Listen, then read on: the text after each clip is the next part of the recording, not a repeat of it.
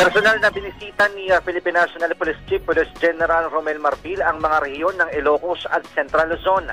Ito'y bilang bahagi ng pagpapatatag sa kanilang hanay alinsunod sa direktiba ni Pangulong Bongbong Marcos na tiyaking ligtas at panatag ang mga komunidad. Unang pinuntahan ni Marbil ang Mapandan sa Pangasinan kung saan ininspeksyon nito ang kasalukuyang mga operasyon para sa police visibility at upang suriin ang paggamit ng body-worn camera ng mga pulis.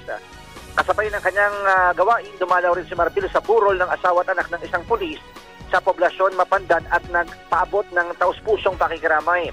Sunod niya namang pinuntahan ang Camp Olivas sa San Fernando sa Pampanga kung saan naman niya sinalubong si PNP Regional Director sa Pro-3 na si Police Brigadier General Jim Fajardo. Dito binisita ng PNP Chief ang command center ng Pro-3 at inalam din ang situational updates, gayon din ang pag-aaral sa mga estratehiyang ipinatutupad sa rehiyon.